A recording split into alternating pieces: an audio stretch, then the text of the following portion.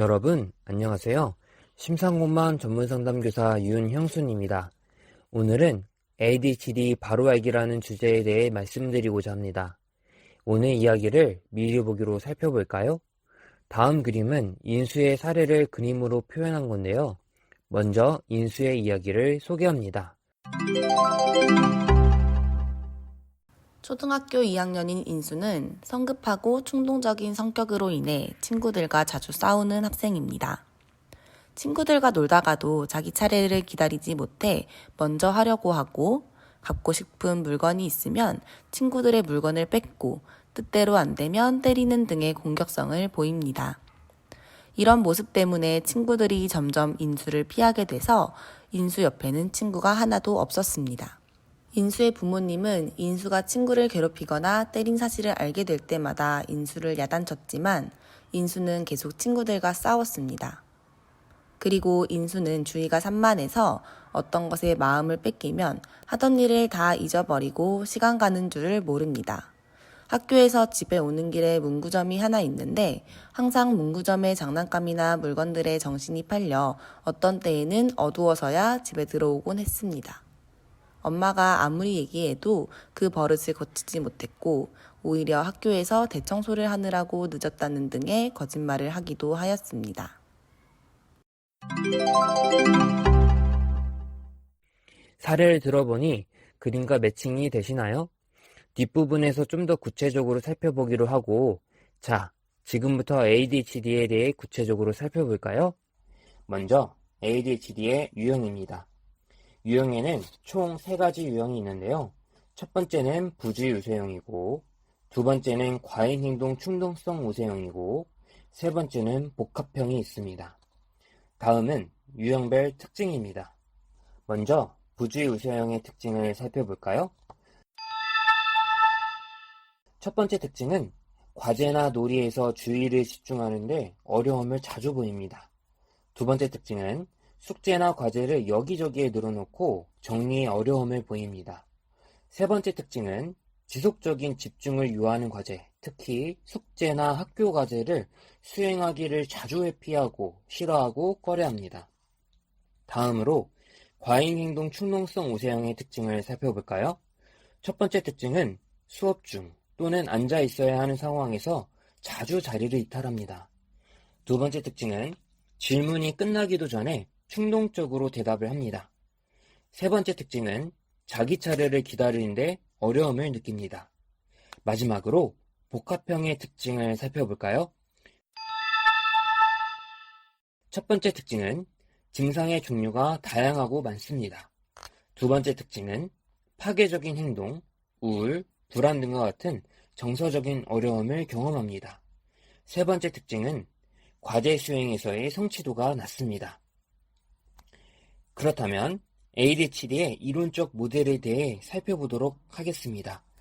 ADHD 분야의 대가인 러셀 버클리는 신경심리학의 연구 결과를 기반으로 하여 통합적인 모델을 제시했는데요. 그 모델은 바로 행동 억제 모델입니다. 다음 도식을 통해 좀 더 구체적으로 살펴볼까요?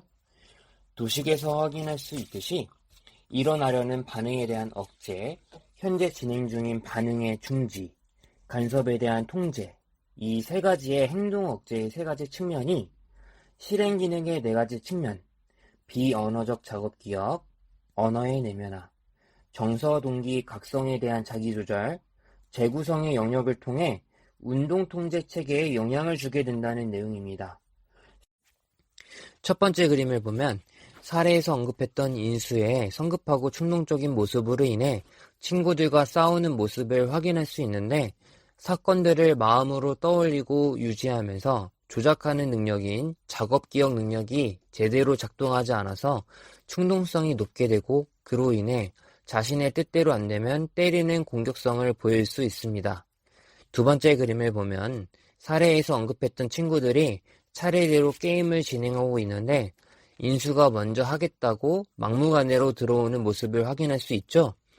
규칙에 따르는 행동과 도덕적인 판단에 따른 행동, 내면화된 삶의 규칙과 가치관에 따라 대부분의 사람들은 행동하게 됩니다. 이는 특정 상황에서 스스로에게 행동에 대한 자기 대화를 통해서 결과를 예측하면서 규칙을 따르게 되는데 이와 같은 실행 기능을 언어의 내면화라고 합니다. 그림처럼 인수는 언어의 내면화 기능이 제대로 실행이 되지 않아서 친구들과 놀다가도 자기 차례를 기다리지 못하고 규칙을 무시하는 모습을 보이게 되는 것입니다. 세 번째 그림을 보면 사례에서 언급했던 문방구에 있는 물건을 한없이 바라보고 있는 인수의 모습을 확인할 수 있습니다. 이는 감정과 동기를 조절하는 능력, 즉 정서, 동기, 각성에 대한 자기조절 능력이 제대로 실행되지 않아서 나타나게 됩니다. 따라서 사라에 나타난 인수의 모습을 보면 주의가 산만해서 어떤 것에 마음을 뺏기면 하던 일을 다 잊어버리고 시간 가는 줄 모르고 있는 모습은 그로 인한 모습입니다. 이쯤에서 퀴즈 하나 풀어볼까요? ADHD에 대한 오해와 진실.